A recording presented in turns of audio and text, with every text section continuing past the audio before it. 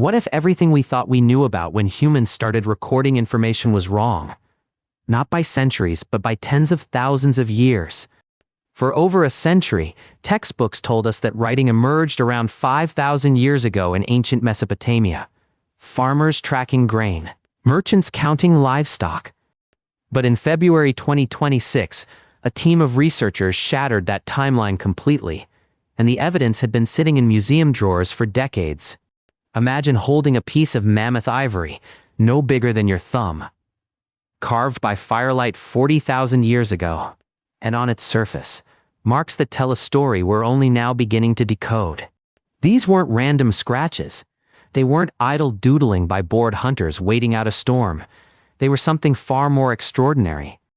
This is the story of how Ice Age hunters in what is now Germany may have invented something we thought took another 37,000 years to develop. The Swabian Jura region of southwestern Germany doesn't look like the birthplace of human innovation. Rolling hills, limestone cliffs, quiet forests.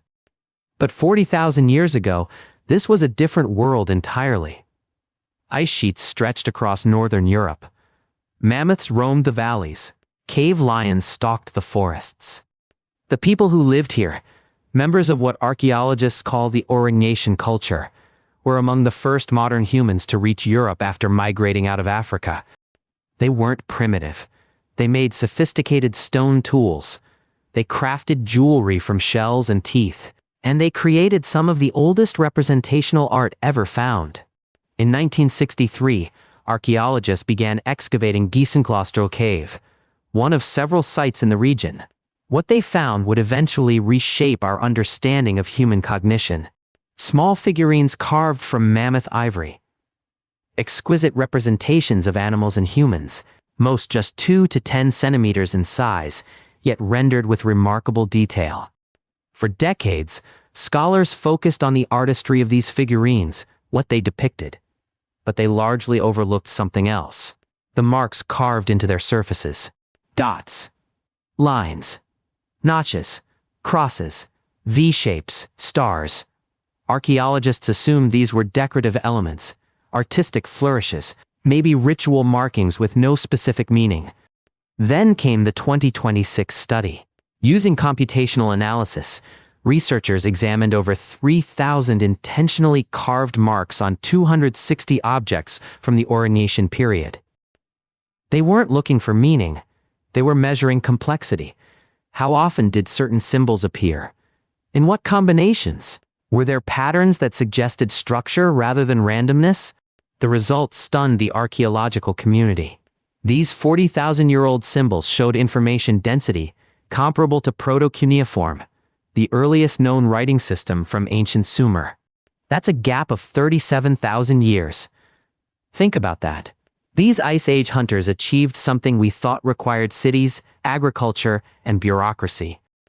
But the researchers found something even more remarkable. The symbols weren't randomly distributed. Specific marks appeared only with specific subjects. Crosses appeared on mammoth carvings. Crosses appeared on horse carvings. But never, not once across the entire collection, did crosses appear on human figurines. Dots, on the other hand, showed the opposite pattern. They appeared on human representations, on big cats, but never on tools or utilitarian objects. This isn't random decoration. When marks consistently correlate with specific subjects across hundreds of artifacts spanning thousands of years, that's a system. Consider one particular artifact, the Adorant figurine from Geissenklösterle Cave. It's roughly 38,000 years old, a small carving of a human figure, arms raised. Along its edge, someone carved exactly 10 evenly spaced cuts, 10 precise marks deliberately placed. Researchers have proposed a provocative interpretation: 10 lunar months. The approximate length of human pregnancy. Could this have been a lunar calendar? A way to track gestation? We can't know for certain. But the consistency of those marks, the deliberate precision, suggests this wasn't idle scratching. Someone was recording something that mattered. To understand why this discovery matters, we need to step back and ask a fundamental question. What is writing, really? Most definitions focus on language. Writing is a way to represent spoken words with visual symbols. By that standard, these Ice Age marks clearly aren't writing. But there's another way to think about it. Writing is information storage, a method for preserving and transmitting knowledge beyond the limits of human memory. By that definition, these symbols qualify. The researchers found that Ice Age hunters were using marks to communicate or store information. The study's authors were explicit about this. What kind of information? Possibly numerical tallies, calendrical notations, ownership marks, or abstract concepts we haven't yet learned to decode. The consistency across sites is striking. These caves span significant distances in the Swabian Jura, yet the same symbols appear in the same contexts over thousands of years. In 2017, the caves and Ice Age art of the Swabian Jura were designated a UNESCO World Heritage Site. The organization recognized their extraordinary significance to human history. But the 2026 study suggests we may have only scratched the surface, if you'll pardon the pun, of what these sites can teach us. These figurines are carved from mammoth ivory, a material that required sophisticated understanding of animal anatomy, tool use, and carving technique. Creating a single figurine would have taken many hours. These weren't casual objects. They represented significant investments of time, skill, and precious material. So why add marks that might seem to compromise the artwork? Unless those marks were themselves essential, unless they carried information as important as the image. The traditional story of human cognitive evolution goes something like this. Early humans had language. They could speak, communicate, plan together. But external information storage, marks that preserve knowledge outside the human mind, that came much later. With agriculture, with cities, with the need to track surplus. The 2026 study challenges this narrative fundamentally. It suggests that the cognitive capacity for symbolic information storage emerged far earlier than we assumed. Not among settled farmers keeping accounts, but among nomadic hunters navigating a frozen world, people whose survival depended on reading landscapes, tracking herds, and remembering seasonal patterns. When you think about it, perhaps that makes more sense. Hunter-gatherers needed to encode and transmit complex information too. Migration routes, seasonal resources, dangerous territories. If your group's survival depends on remembering where mammoths gather in autumn, wouldn't you want a way to record that? To pass it on, even if you weren't there to explain? The researchers were careful not to overclaim.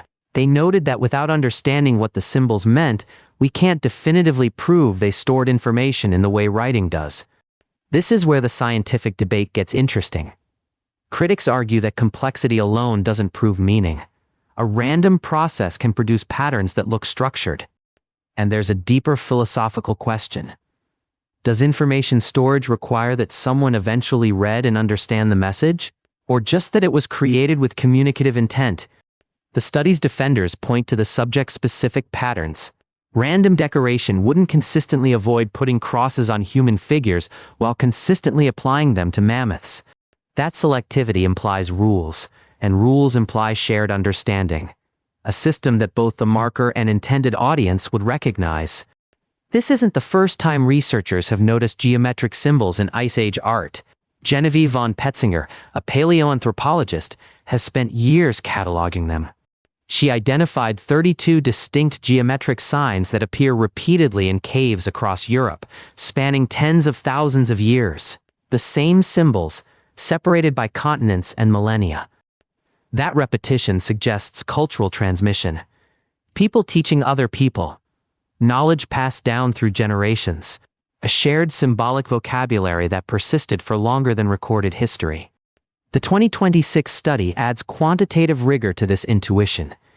It's one thing to notice patterns. It's another to measure their complexity and compare them to known writing systems. And that comparison yielded a surprising result.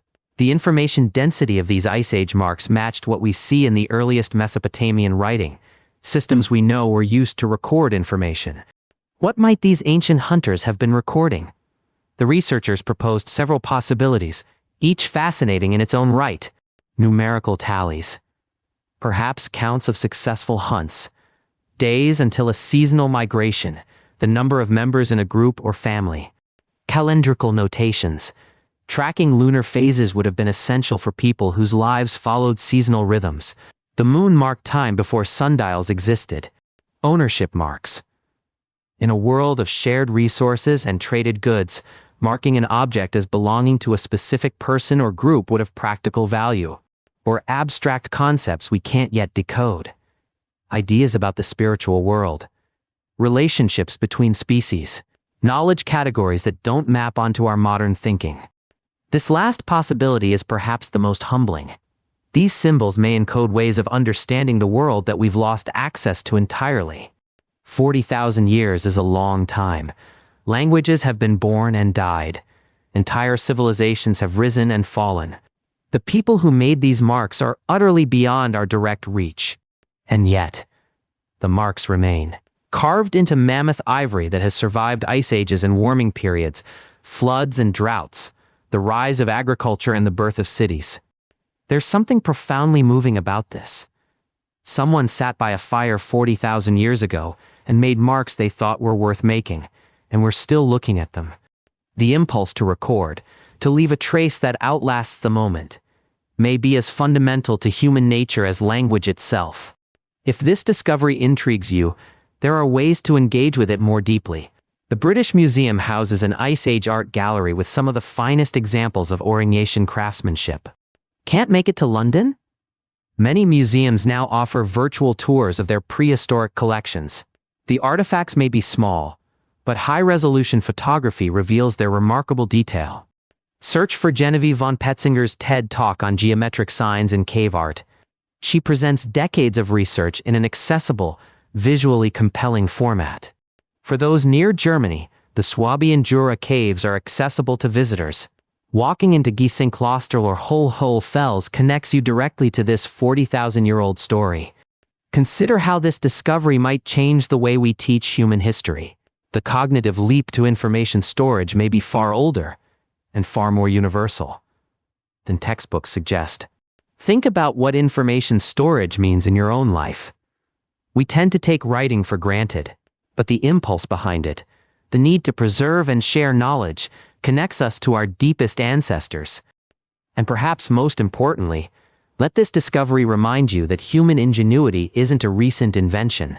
Ice Age hunters facing survival challenges found creative solutions that rival anything we've developed since.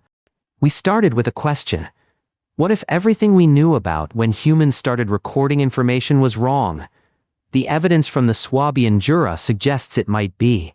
40,000 years ago, by firelight in a frozen world, our ancestors carved marks that we're only now learning to appreciate, not random scratches, structured symbols. A system. The cognitive revolution we thought happened with the invention of writing may have occurred tens of thousands of years earlier, among people we tend to imagine as primitive.